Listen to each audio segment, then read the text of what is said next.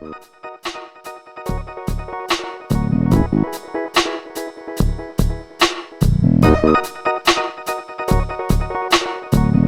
Developer Podcast.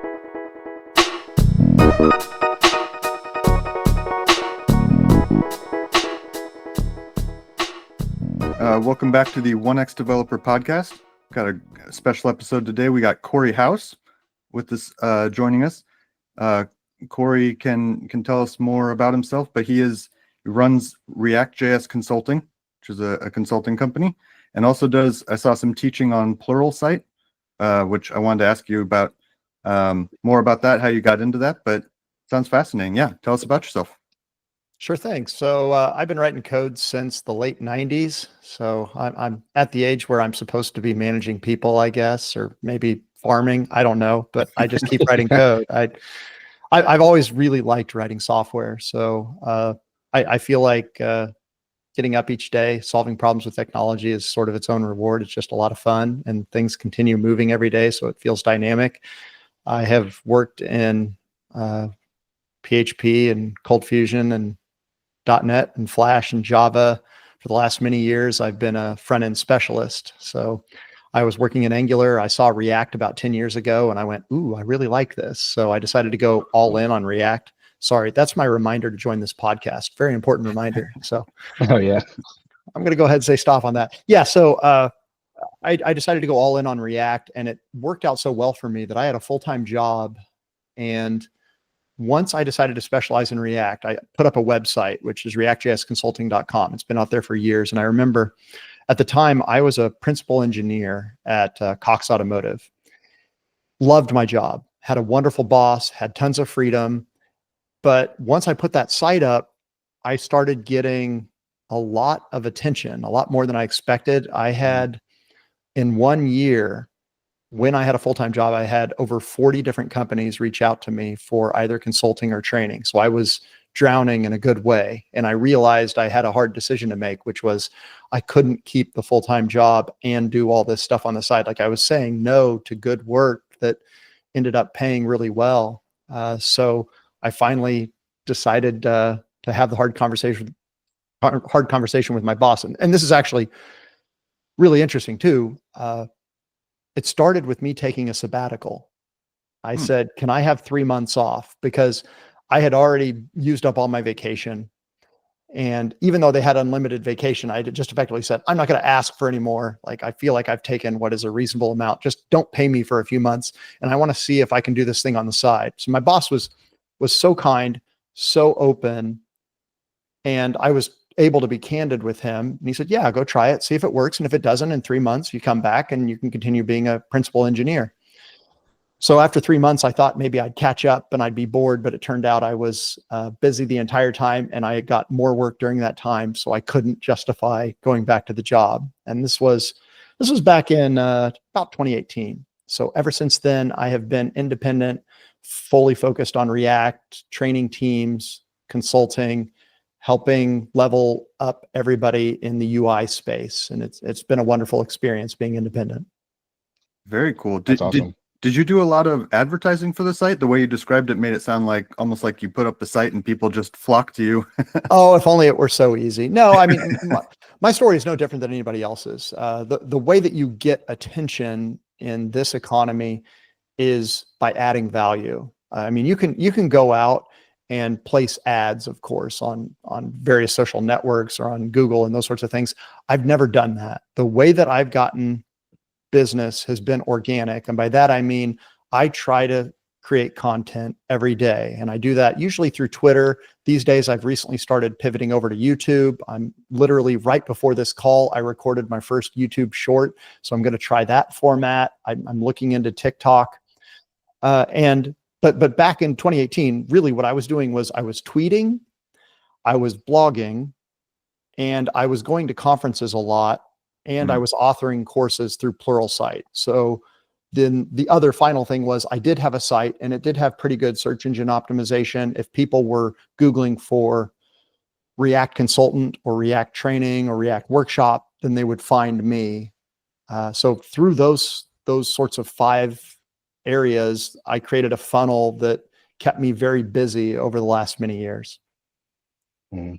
I think that makes sense. If you think about 2018, like tweeting about React, that was like the perfect time to be doing that, right? Yes. Like that was, you were right in there at the right moment. So I wonder, like, did you mentioned you really liked React. Was it purely out of interest that you kind of started doing this, or did you realize like, oh, React is like this new thing, like this is the thing that all these companies are going to move to, and this is you know.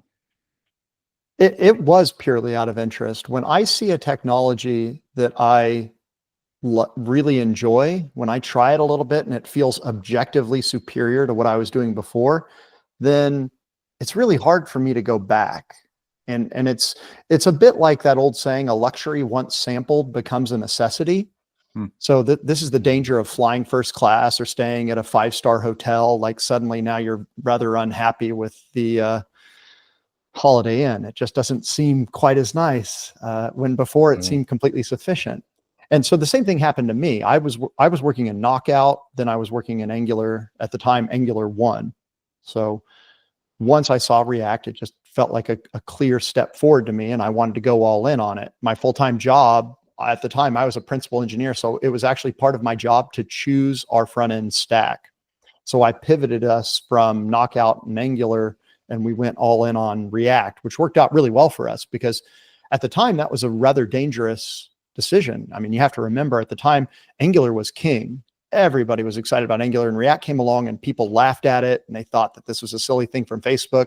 Facebook had no street cred in open source at the time. So that didn't really actually help React at all. In fact, it may have actually hurt it, because what had Facebook done to prove that they were leaders in the front end space? So this was new. I mean, a lot of people associated Facebook with PHP and some of the innovations that they were doing there. But again, sadly, like PHP has always gotten a tough rap in the tech community, despite the fact that I've paid a lot of bills with PHP over the years. It's also a completely valid technology for getting things done. Yeah. I was going to ask about, hopping on React as soon as you kind of came across it, because it's always an interesting question when a new technology emerges like that. And, you know, you kind of have this conundrum of, do you want to hitch your wagon to this new technology, right? It's always kind of a little bit of a risky choice. You never quite know if it's going to take off and if the community really is going to build up around it. And I think by the time you kind of like wait and see if that's going to happen, it's almost too late to be at the leading edge of it, you know? Exactly.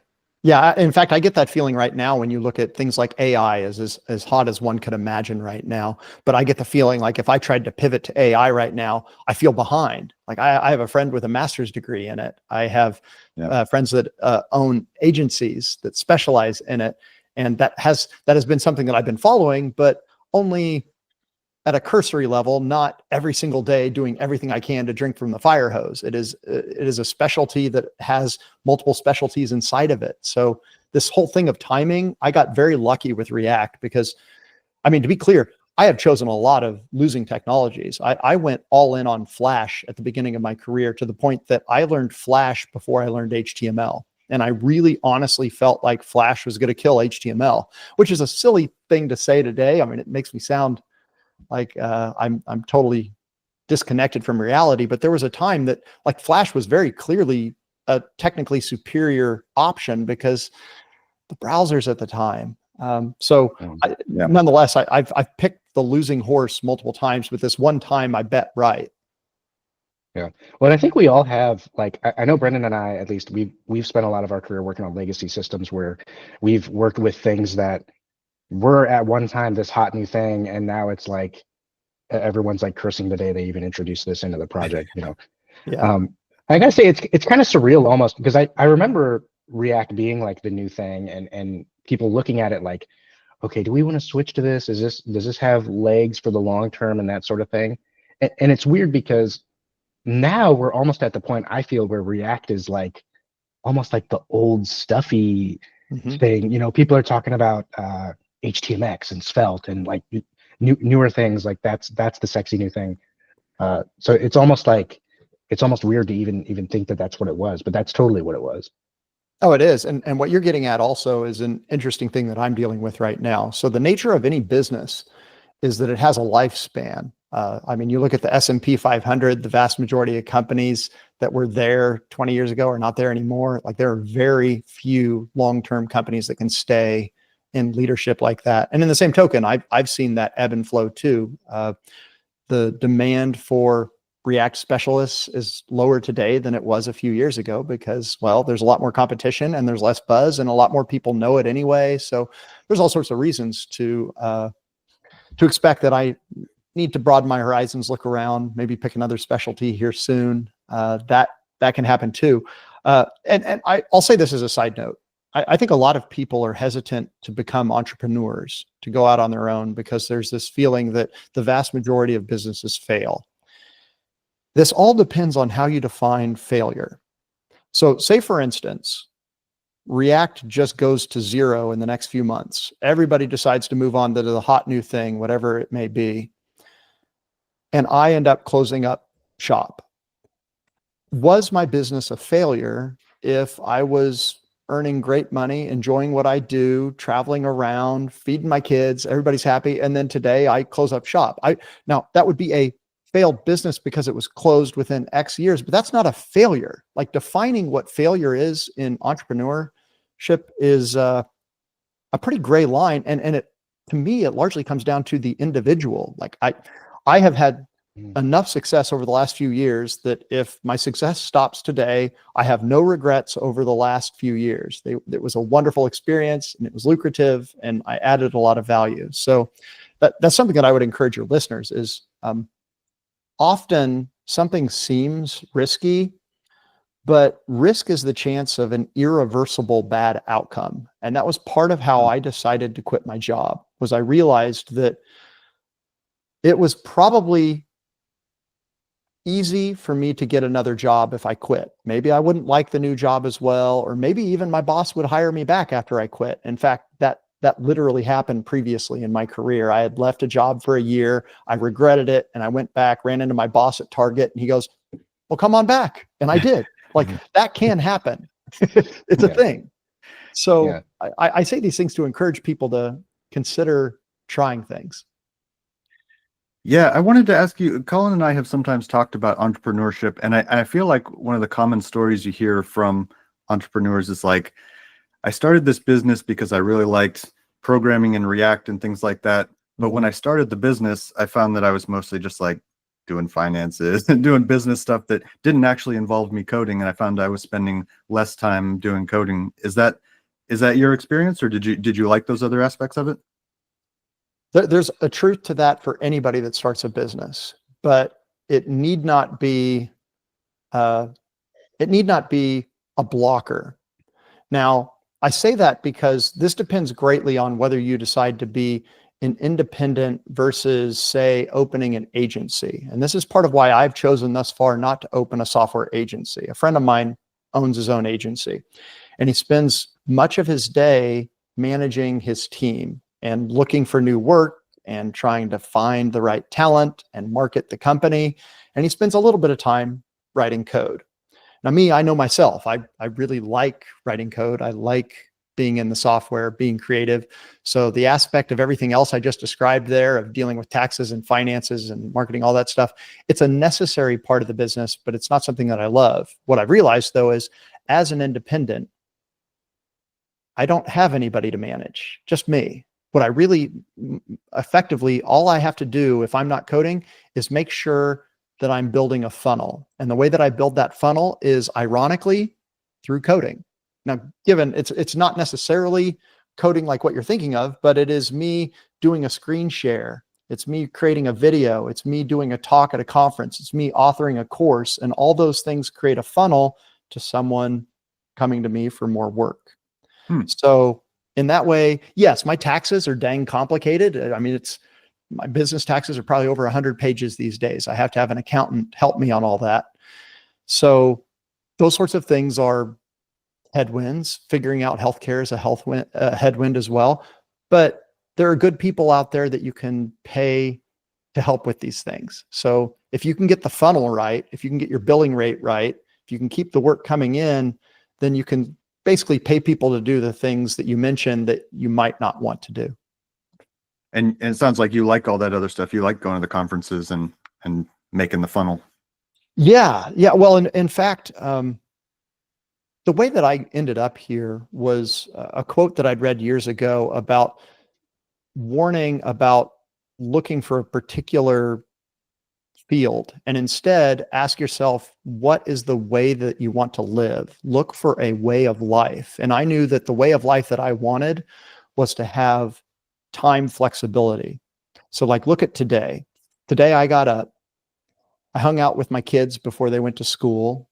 My wife and I went to the gym. I got back from the gym. We made breakfast at 9:30. I look at my watch and I go, oh yeah, I've got a podcast here at 10.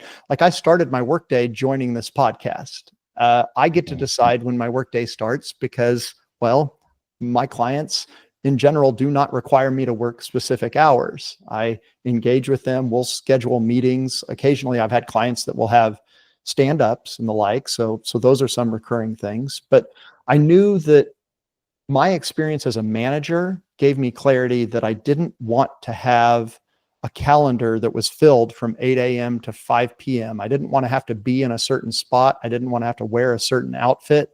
I wanted to be able to work wherever I wanted around the world, travel a lot, and basically build a life where I take work and I fill it into my life rather than trying to work my life around this rigid schedule for work. So that meant that I needed to do things like author, because if you're an author, you have total time. Like, you get to decide. I could write at 2 a.m. if that's when I feel most productive, and then just sleep in the next day. Like, I've done weird things like that because inspiration is perishable. There's a moment where I'm really excited about something and I need to strike right now, because otherwise I might not do it.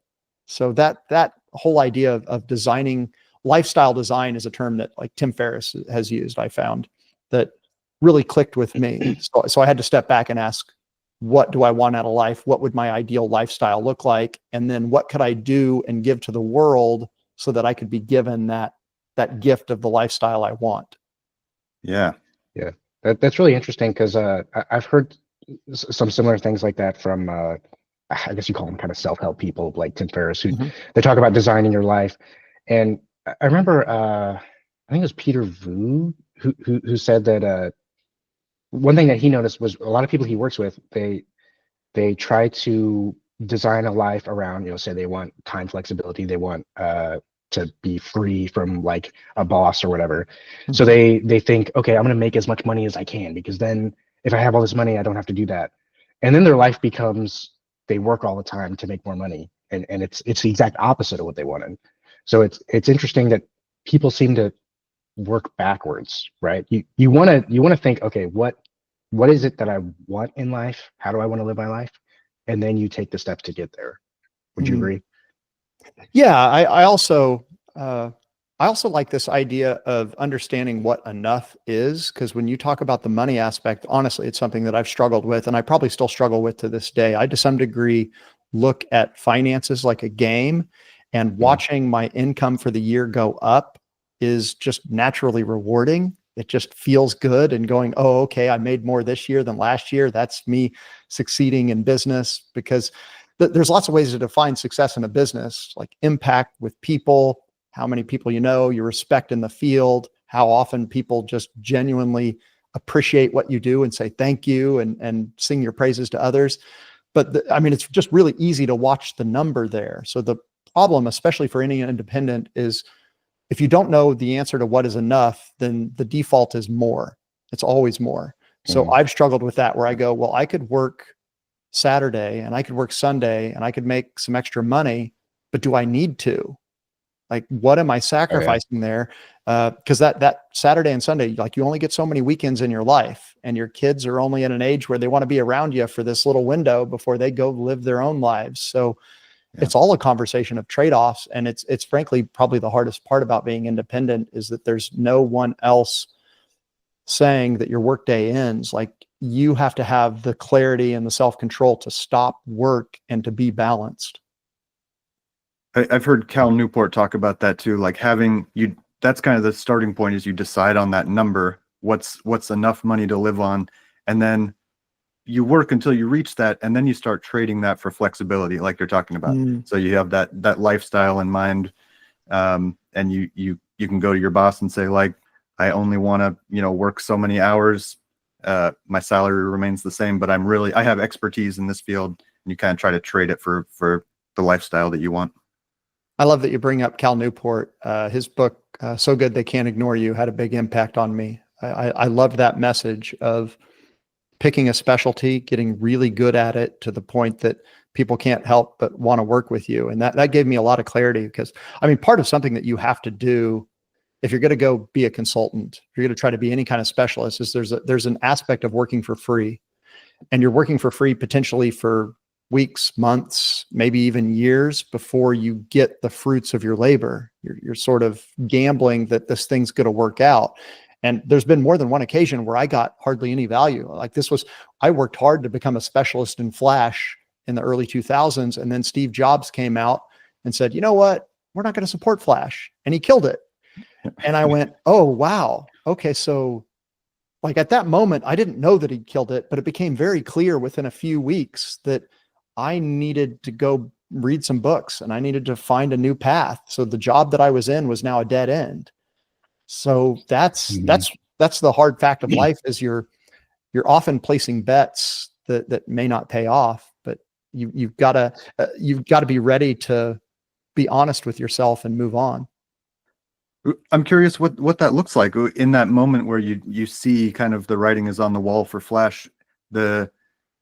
Had you been checking out other technologies in the meantime to kind of assess them, or was it a moment of panic of like, oh no, I need to really do some research about like what the field looks like right now, because I've been so deep in Flash for so many years?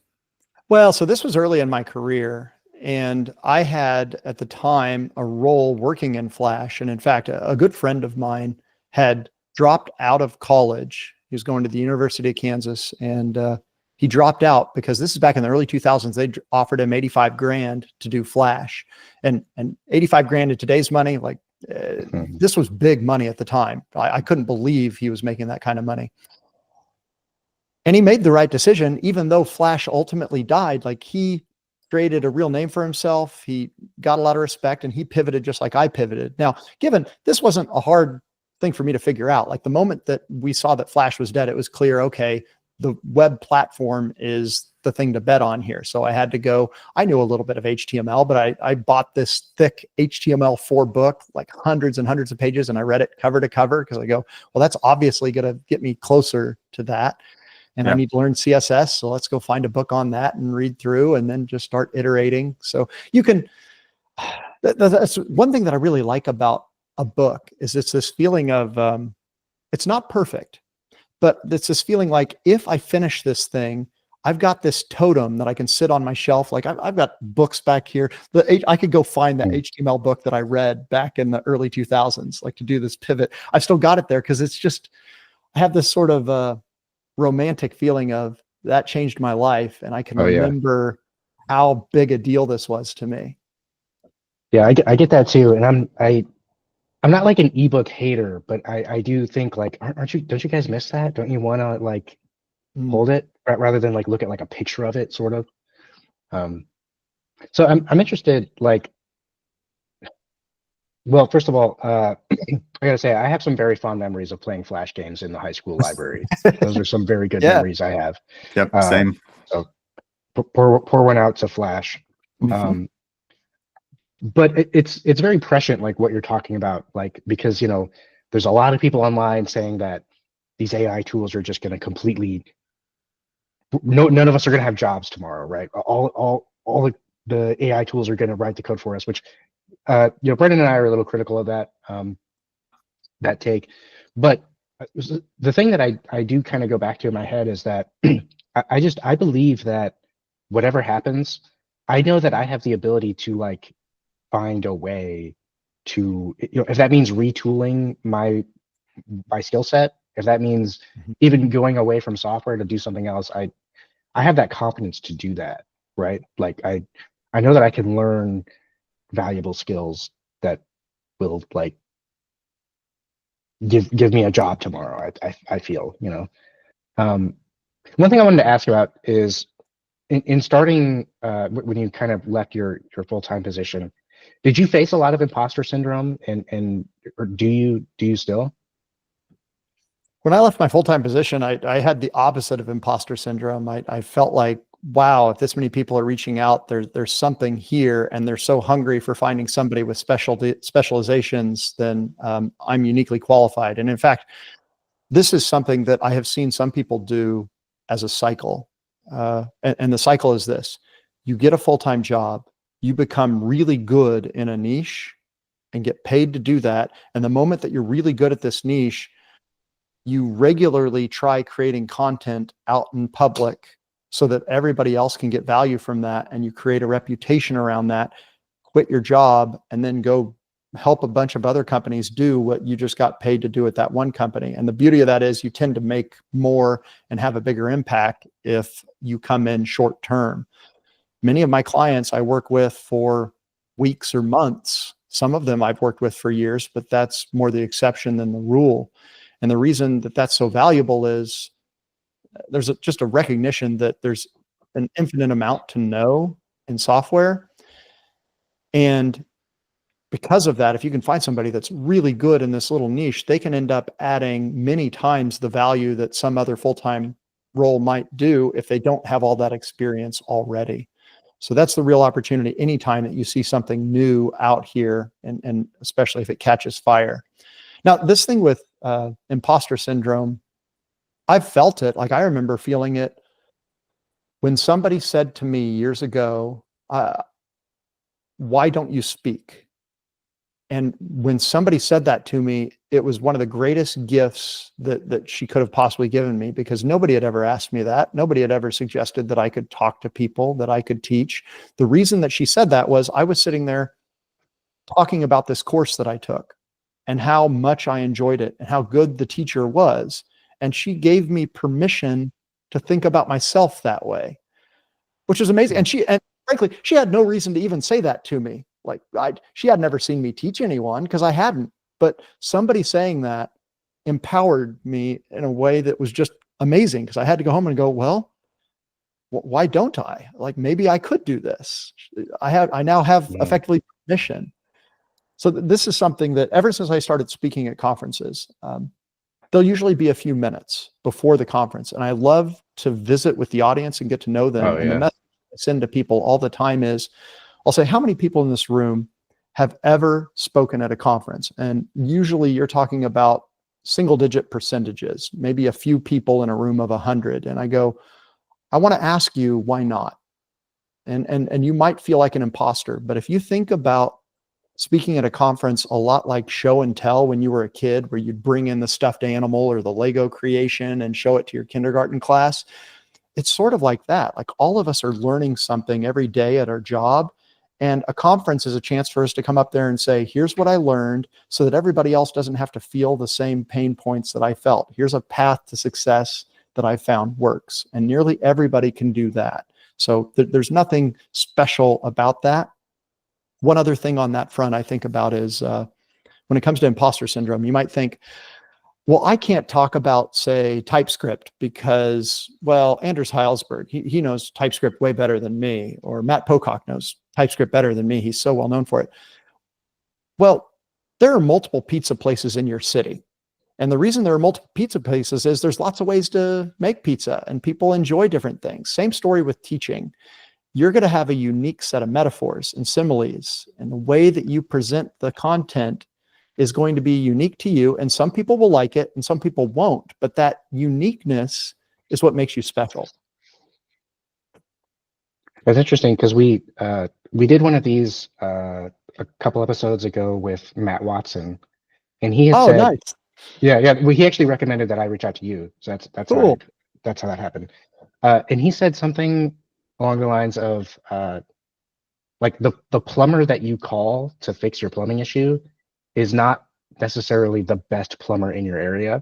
It's the one that you know about. It's the one you've heard of, right? Yeah. Like and that's why he says, because he's very active, like he makes a lot of content, he posts a lot, and that's kind of his his idea behind that is like, well, if no one's heard of me, what am I, what's the point of this, right? Like I need to put myself out there to get people to know about me and call me. So Colin, this is also a really strange small world moment. So just for anybody listening, Matt Watson was my boss when I was at Vin Solutions, which ultimately was acquired by AutoTrader, which was bought by Cox Automotive. So I've known Matt for a whole lot of years. And in fact, so with me starting my YouTube show, I've got this list of people to interview, and he's next on the list for me to reach out to. Like I want to talk shop with him. Well, nice. I don't even know him personally. I do sort of through a few connections know him, but I just reached out and he was willing to do it. So I'm sure he'll make time for you to do that. Yeah, I've had some similar thoughts as we've been doing this podcast. Like Colin said, we're kind of just getting started, but I had some similar thoughts to what you were saying. Is like, why we're not, what are we going to talk about? And we're not experts in any of this stuff, kind of alluded to by the name of the podcast. But yeah, as I've been thinking about these last few months, it's like everyone can bring a unique perspective to it. You don't have to be an expert to like help someone through some kind of pain point, or even to create a community around it. You can just having that unique point of view and putting it out, being willing to put it out there in public is an important part too. Yes, exactly. And there's just almost an infinite number of niches to consider too, like figuring out what makes you unique. Even in a given technology area, you can say, all right, I've got a different approach for my show format. It might be short format or long format, or you guys, there's the two of you versus like my show is just me typically talking to one other individual, but I'm exploring lots of different formats too.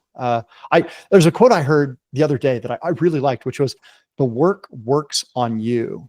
And this has really been in my head a lot lately, because I've been realizing the effort of me starting a YouTube show, creating a podcast.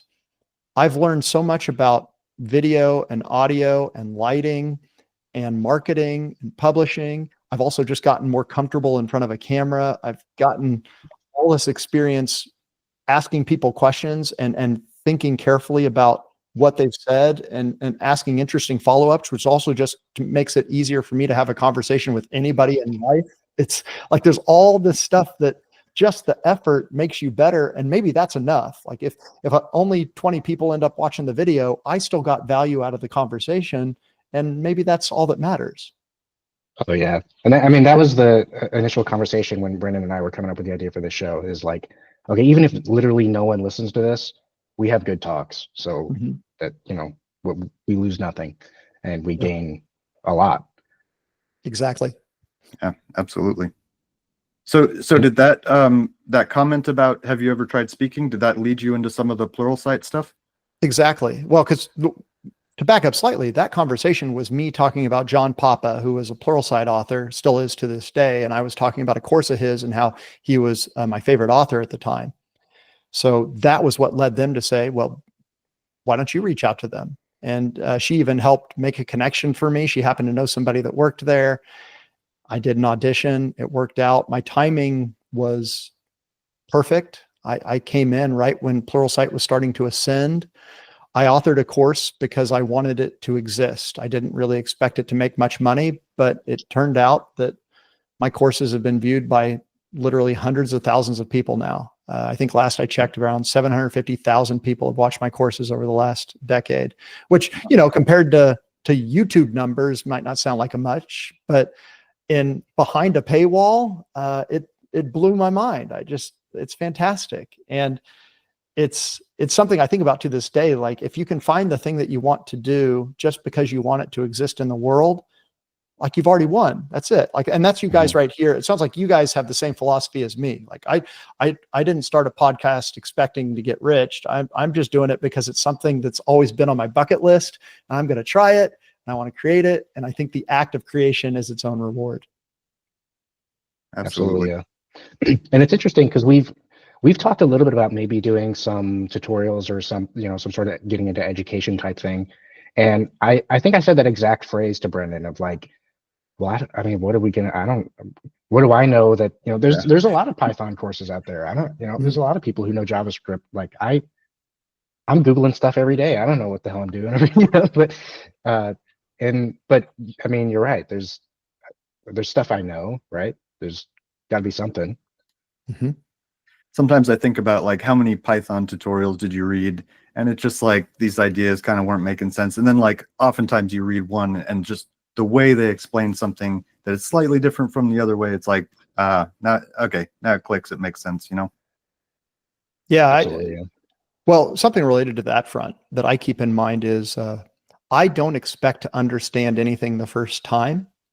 So when something new comes out, I will see a video about it. I'll read a blog post. I'll go check the docs. I'll open the IDE and tinker with it. And that whole time, someone could feel really stressed out. Like, I just read the blog and I didn't really understand that. That did not click for me. I'm not really sure how I'd use it. The syntax is confusing. But it really lowers my blood pressure when I go, I'm just going to need 4 or 5 or 6 touches on this thing in different mediums. And early on, this is what tends to happen. There'll be a podcast, there'll be a YouTube show, there'll be the docs, there'll be some kind of a Hello World project. And I'll just take all those different points. And then at some point, the bit flips and I go, now I finally get it. Okay. It just took me a little longer than someone else might. Yeah. Yeah. There's levels to understanding, right? There's understanding it enough to maybe be able to use it, and there's like understanding it like on that deep level of like you really got the concept. Exactly. Yeah, we've talked before about spending like a bunch of time kind of learning just the basics of different languages, like you learn just enough Rust and you're like, okay, I kind of get it. But yeah, there are levels to understanding it. You really need to do a few tutorials and to get deeper on it. Yeah, it's also tricky these days because what I struggle with is deciding how deep to go on anything. And given that there's infinite information out there on the web and it's growing every day, you effectively have to pay. Feel like I basically need to ignore everything by default and then very carefully decide what few things I'm going to pay attention to. Mm-hmm. And that's where like I've found being really diligent about who I follow on Twitter helps. Having mailing lists helps. Physical books are another great thing, because if I can take the physical book, I can close my laptop, I can put my phone away, and now I don't have any distractions.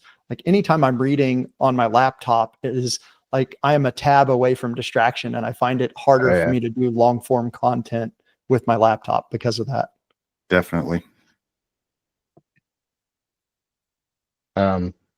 Okay, let's pivot a little bit. I saw I was looking at your blog a little bit, and it was one of your more recent ones. You talked about avoiding sprints, and I find that really interesting because I feel like I'm on the exact same wavelength there. Right? It's like a lot of quote unquote agile teams are, they make sprints, and really it's just like we're just kind of arbitrarily making 2-week windows for stuff, right? That's Brendan, do you ever feel that way? Yeah, actually, no, this is funny. I had avoid sprints on my list. I would like to hear more about it. I don't know if I agree with that. I'm kind of, at least in my personal life, especially, I'm a big fan of like arbitrary deadlines, like imposing pressure on yourself in order to get things done which aren't really urgent, if that makes sense. And so like, I know a sprint isn't really, people don't generally sprint in their personal lives, but that's what it seemed to me. It's like, we don't necessarily have a due date for this feature, but if we say that we're going to get it done in the next 2 weeks, does that help get it done? Well, something I've noticed is that like a lot of teams look at it differently. The team that I work with, they view it more like that, of like a soft deadline, basically. But I've worked on teams where it was like the retrospective was like, oh yeah, this is slipping to the next sprint. Oh yeah, this is gonna be get done in the next. Like it's just like I don't even know why we have these meetings, because like it gets done whenever it gets done, and every 2 weeks we talk about it. That's kind of how ours is at our job. I feel like, we have these kind of, we come up with these goals and we want to finish this project, but without any kind of like hard deadline, even as arbitrary as it is, all sorts of stuff just slips in there, right? Oh, can you do and I'll spend 2 days on some other little task and some other little task, and at the end of 2 months I haven't made any progress on this big project that we're trying to get done. I agree with all the concerns you guys have brought up there. The reason that I dislike sprints is I have seen the amount of overhead that they can create, and this sense of urgency that you're seeing as a feature, Brendan, can also be a bug. And the reason I say this is I've had this where it is Friday, the last day of a sprint, and I feel like I need to cut a lot of corners on something to try to hit this deadline. And again, it is an arbitrary deadline. So I would do things like, well, okay, maybe I won't test this as well as I should, or this isn't really accessible. I haven't really had time to look at the security aspect. This is slower than I would expect it to be, but I don't have time to performance profile this. I've just got to open up the pull request and get this in so that we can say that we finished the sprint, because I'm going to be the one guy that didn't finish the sprint, and that makes me look bad. So there's these incentives that come out of that, which I don't love. Now, what can happen instead? The sense of urgency can happen regardless. And that sense of urgency ideally happens naturally from everybody just wanting to work through the backlog. And ideally that backlog contains a lot of small tickets so that we're seeing flow. And in that way, what I like is when you get this small tickets and regularly flowing across the board, it is encouraging us to break work down as small as we can, nice and granular, which gives us small pull requests, which also gives us smaller releases as well.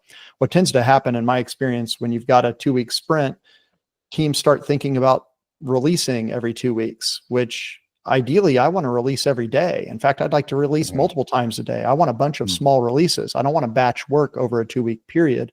And I also don't want to try to figure out what broke production when it's 2 weeks of work. It'd be nice if production just went sideways and all we pushed was one pull request and we go, okay, well, let's revert that pull request, because that's an easy way for us to like take a deep breath and go, okay, let's figure out what we did here. That was easy for us to undo. That's much, much more difficult when it's weeks of work.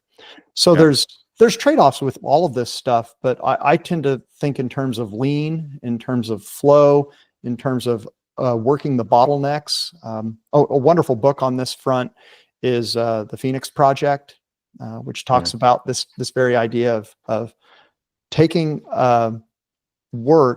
working the bottlenecks and recognizing if you're not working the bottlenecks, you're not really solving anything. And in fact, I was a manager years ago, and I'm embarrassed to say this, but I had a team of developers that were handing work over to a QA team, and we had a separate QA team, which I don't really like separate QA teams, but it was what we had. It was the political environment that I inherited when I became a manager.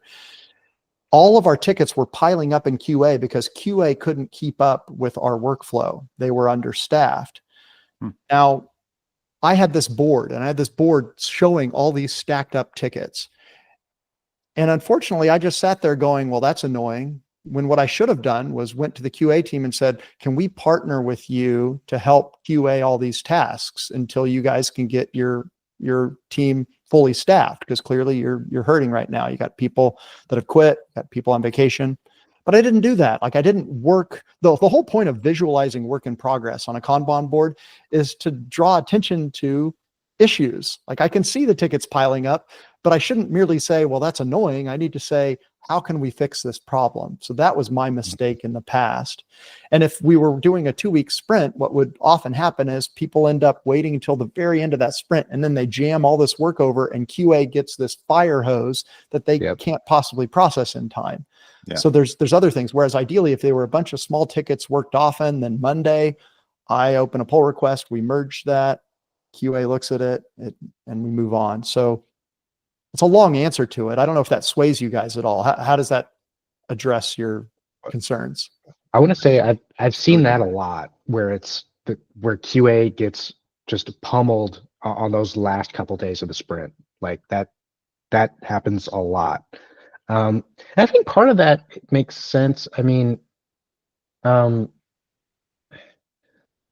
like not every like work isn't going to be done 100% linearly, right? Like it's not going to be, I do one story point every single day, right? Like there's going to be, okay, a 3-point story gets done today, and then I spend some time working on little tasks, that overhead type stuff. So yeah, I mean, I don't know. I definitely don't have a solution for project management off the top of my head right now. Wish I did. So when you're breaking things down into those really, really small components, what do you do to keep track of a larger goal? Like how do you connect those, and do you do something like a task and then like subtasks in Jira or something like that? Yeah, you can. I mean, I think it can be as simple as tags. If your ticketing system has a tagging tool so that you could tag everything related to a particular feature, and then you might also need to specify order of operations in there. The exact details are going to depend on whether you're using Jira or any other ticketing solution there. But the point being, I like to break it down. Like you'll work with teams that'll do story points or teams that will do t-shirt sizing. I just simply like to say, can we break this down any further? And effectively what you end up with is relatively small tickets. And yes, some of those are going to be a little bit bigger and some of those will be hilariously small, like fixed typo, but it all comes out in the wash if we're basically trying to say every ticket is as granular as we think we can realistically make it. And so in the end, our analytics become pretty nice too, because we just say, all right, over the last week, we closed 12 tickets. Previous week, we closed 14 tickets. So our velocity is X tickets per week.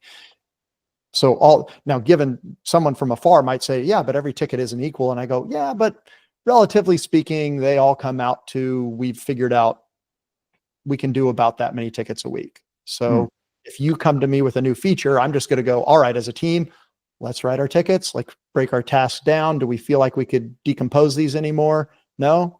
Okay, well, there's our tickets. And we could say, okay, that's 48 tickets. All right, well, I know that's about a month worth of work then. I like that a lot, actually. Thinking about it, velocity in terms of tickets. I worked on a team once where we would do like the poker planning with sprint estimates. Have you guys done that? And those meetings would go on forever. We literally would have times where we spent like half an hour arguing if a ticket was 2 story points or 3. And I'm like, guys, we spent 3 story points right here if it's the entire team talking about this. Yes. Like, like that's an expensive meeting, half an hour of your entire dev team. So yeah, it's something people get lost in the sauce a little bit with process stuff sometimes. Yeah, it's precision without accuracy at that point. We're going to be really precise about 2 versus 3, but it's not really going to give us accuracy in the end because everybody has this different idea of what 2 versus 3 versus 5. Yeah. Like I've dealt with the Fibonacci setup there, and I'd rather just simply have the conversation about breaking the task down because we get all these other benefits out of it too. Like we all agree, if you hand me a smaller ticket, it tends to have a lot of other benefits because ticket size directly relates to pull request size, and pull request size directly relates to release size. And effectively all of those, smaller is generally preferable to bigger, assuming that it's truly a shippable feature. Yeah. Much easier to wrap your head around small changes than massive changes. Exactly. One of the things that was kind of you talked about in that sprint post was this idea of estimation overhead. And we've talked about on the podcast before, like how hard it is to estimate software development work. And I almost wonder sometimes if that needs to be broken out into its own ticket, like investigate the problem and actually just decide how much work needs to be done in order to do this thing. That's sometimes something I wish we did at work. If you were breaking things down into, the smallest possible tickets, would you do something like that? Oh, I love this. So teams that I work with, I recommend having a discovery ticket. And sometimes you'll say, okay, we've got a discovery ticket. And the discovery ticket is, could we move off of AWS and self-host? And you go, well, geez, that's a lot of work to answer that question. But then you start going, how can we break the task down of saying, could we self-host instead of cloud host? All right, well, for starters, we need to go research server costs. We need to go research how much we're going to pay a server administrator to manage this. So you might open a bunch of different tickets for small tasks and you start going, well, that's pretty easy to, I could research how much an SA salary is these days. I could research hardware costs and RAM and these sorts of things and start moving tickets across the board. And we're getting closer to our goal of, can we move off AWS by moving a bunch of these little tickets? So it's still that same story of break the task down to a bunch of little pieces so that we can show flow day to day, and so that nobody feels completely overwhelmed by this kind of ambiguous big goal. I love that, a discovery ticket. Yeah, I've seen them called research tasks, or Yes. on my team, it's they usually call it a tech spike. I don't know if that's really, I feel like we're kind of misusing that term maybe, but Oh, I've heard all those. I see them as more or less synonymous. I mean, tech spike is a little more tied to, imagine you're going to pick up a new library or framework and somebody wants to kick the tires, then yeah, but that's still a discovery to me, because the answer might be, we don't like this thing. It doesn't work for us. And that's completely valid. It wasn't a waste of time. You answered an important question.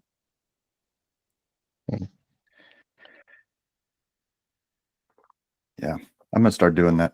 I think that's an absolutely fantastic idea. Good. I'm just gonna log them for myself. Yeah. Well, it's nice too, because effectively, any work that doesn't have a ticket is hidden work. So that's what you're getting at, is there's been this hidden work before because we didn't have this concept. We didn't have a name for it. So now that everybody knows the name and everybody agrees that that's valid work, yeah, it encourages you to write the ticket. Right. So we're about getting to an hour, which is what we try to keep it at. Brendan, unless you have something else, do you want to get into whose side are you on? Sure. Yeah, I thought we had a couple good ones. Yeah. So we do this segment at the end of every episode where we call it whose side are you on, and we pick one of the things that people argue about endlessly online, and we talk about what side we pick a side, or we try to. Really, most of the time we do a lot of fence sitting, but oh, this sounds fun. Yeah. So I mean, we could, because we have a guest, we could run through some of the classics real quick if you want. Like, what operating system are you on, Cory? I'm on Mac. Mac. Okay. We're both Mac users, at least at work, right? Yep. All right. Okay. This is a React specific one. I've wanted to bring this one up a lot.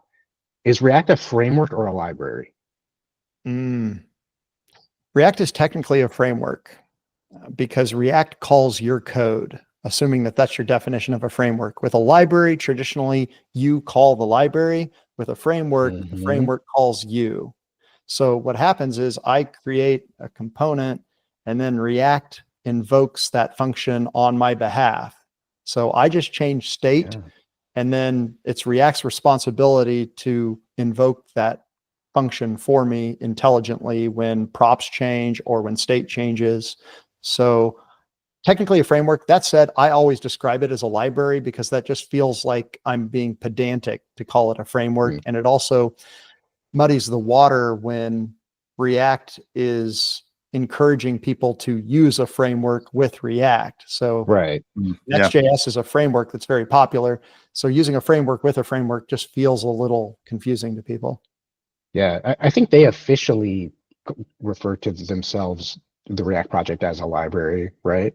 Yes. So, but I agree, and I've never heard it explained that way. But to me, I've always felt like it's almost like a size thing. Like a framework to me feels bigger than a library. I don't know if that makes sense, but to me, React feels frameworky, and I don't know, just based on vibes, really, more than anything. Well, it is definitely getting bigger over time. The API is now sprawling. Like the API no longer even quite fits in my head. There are times that I feel like I've got to go check again because there are so many built-in hooks and little nuances. I miss the days when it easily fit in my head. So over time, any technology tends to grow in complexity as you add more ways to do things. But yeah, I mean, so your point is interesting. So you see it in terms of size, but I guess I'm thinking about, there are some giant libraries with potentially hundreds of different APIs, but I would still call them libraries. That's true. Yeah. It's just like, imagine you got a library with RxJS as an example. I would call it a library. Now, given RxJS is super complicated and it's got a bunch of different functions, and it's darn near like, if somebody uses RxJS a lot, it almost feels like its own language. Like I'd have to have the docs open and figure out what all this stuff means. Mm. but it's a library because it's ultimately something that I call. So that's how I Yeah, think about it. I think that's a good litmus test, I think, generally. Okay, are we team TypeScript or are we team anti-type? Is TypeScript the best thing since sliced bread, or are we vanilla JavaScript only Oh, I forever? think the ship has sailed on this. TypeScript, everybody loves it. There's anybody that doesn't has probably just not used it enough yet. They'll come around and love it. I mean, I feel this way simply because I was the exact opposite. Like I felt like Microsoft was trying to force JavaScript into feeling like C#. And I said that because at the time I was doing a lot of C# and it just felt weird to have types in JavaScript. I like types, but I also liked the dynamic nature of JavaScript. Now you fast forward though, I've been using TypeScript for years, and this is the thing that I look for. It's hard to find someone who has used TypeScript on a few projects and says, you know what, I want to go back to JavaScript. Like that is exceedingly rare. Have you guys seen an example of that? I don't think so. I don't think I've ever heard anyone try TypeScript for any kind of like serious project and then be like, nah, not really feeling it. Yeah, I think most of the anti-TypeScript crowd has only used it like a little bit, not really on like a real project. It's almost feels more like it's almost like a religious thing or something. Yeah. Once you're converted, you're in. Yeah, I mean, and it's Yeah. interesting too, because I can think of plenty of people I know who have worked in React for a while and said, I don't like it. I'd rather use Vue or I'd rather use Angular. And I go, well, I get it. Yeah, because to me, that is completely valid because I almost see it as different flavors of ice cream. Like some people Absolutely, like yeah. chocolate instead of vanilla. And I have no doubt that I could build an equally good application using Vue or Angular or Svelte or Ember, you name it. I just kind of like the mindset and the APIs that React gives me. It feels like a nice fit for my personal preferences, but I certainly don't think that it is the way or the best way. It is just a way that I enjoy. Yeah. I often think about that stuff as like what fits your way of thinking and how much do you have to adjust your way of thinking about the application in order to fit it into the framework. And if you're having to do that too much, I think that's when things feel wrong or the vibes are off, or however you want to say it. Yeah. Yeah. Okay, I had one other one. Are we team Tailwind or no? I am definitely team Tailwind. What about you guys? I've never used it. Really? I Man. like it. Yeah, I like Yeah. it when I've used it. I don't use it on every project, but when I use it, I like it. I have found the people that don't like it tend to be CSS experts, and they don't like the fact that Tailwind is forcing them to do things a certain way. Because if you're a CSS expert, you've got all these patterns in your head, and you don't feel like you need these training wheels of Tailwind. You can write scalable, maintainable CSS with a clean sheet, and that's fantastic. The problem is the vast majority of people I've worked with can't do that. And even if they do that, they're probably not going to document it near as well as Tailwind is. And also, if they do that and I join their project, now I have to go learn their approach, when if they were just using Tailwind, I come in and I'm completely ready to roll. Like there's a whole set of learning I don't have to do anymore. There's also this whole thing of Tailwind has an ecosystem of tooling. If you go create your own stuff, there's no ecosystem for tooling. It's just, I've got to go learn this bespoke config. So yeah, to me, Tailwind is a slam dunk. I love it. Yeah, the only real critique I've seen is you do end up with those like tags where you've got like classes, like you've got all these classes on this thing, which is a little annoying. But I do find that when I'm using Tailwind, I can make stuff look way prettier, way faster, way easier than if I'm doing a bunch of crazy CSS stuff. Yeah. Well, and the concern around the long styles, if I've got a long list of class names, that tends to get moved into a component. I'm going to give that component a good name. It's sitting over here. Maybe I've got this button component that has 24 different Tailwind classes on it. Fine. Well, it's in button.tsx. And now I never look at it again. I just consume button.tsx throughout my application. So it really doesn't matter to me. The other thing I like is there are VS Code extensions for collapsing that list of classes, because most of the time I don't need to look at it. Yeah. I'm gonna have to try it out. That's my goal this week. I'm gonna try out some Tailwind. Well, I would encourage you, just control your gag reflex, because it's very natural to hate it at first. Okay. So give it a little time, let the hatred flow, and then you may come to enjoy it later. All right. It's good to know. Yeah, I'll give it a serious chance. Yep. Good. Brendan, didn't you have a good one? Good. Whose side are you on?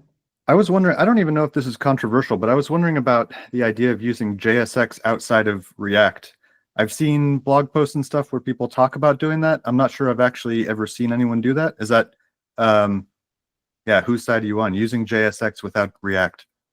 Oh, I think it makes a lot of sense. I mean, a good example of that is Markdown, using JSX and then Markdown, MDX, that whole setup. More broadly, I mean, you notice JSX was the most controversial piece of React when it came out, and lots of people saw it as an example of something that felt like PHP, and they said, ew. But what they were missing was how powerful it is to think about separation of concerns in terms of components. So I love that. The thing is, like, you look at JSX, and that is the good idea that continues to be copied by other React alternatives. I see, and really it's something I certainly wouldn't want to live without. So I totally think it makes sense to use it outside of there. I think that's probably, if React didn't have JSX, then I wouldn't have wanted to use it from the get-go. Like, thinking about the old days where I was learning how to make HTML handle loops and conditionals in proprietary manners. Like, the syntax for that is different for Angular versus Vue versus these others. Like, I like that I'm just thinking in terms of becoming a better JavaScript developer to be good at React. And JSX embraces that very idea.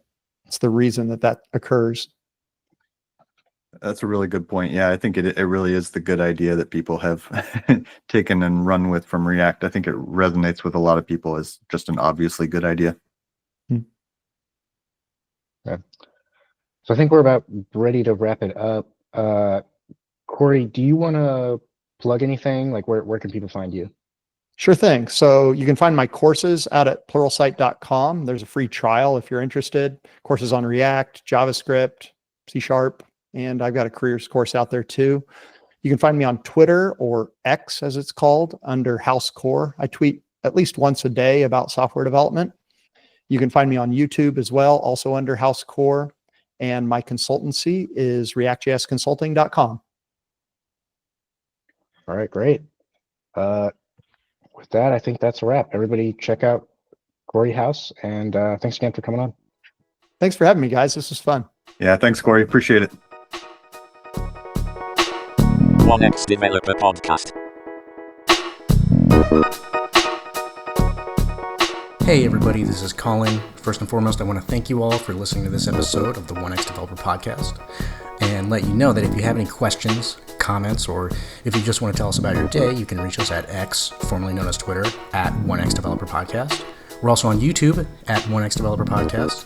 You can email us if you're weird at 1xdeveloperpodcast@protonmail.com. And lastly, don't forget to follow, subscribe, all that stuff, so you don't miss any further episodes of the 1X Developer Podcast. Thanks so much. See you next time.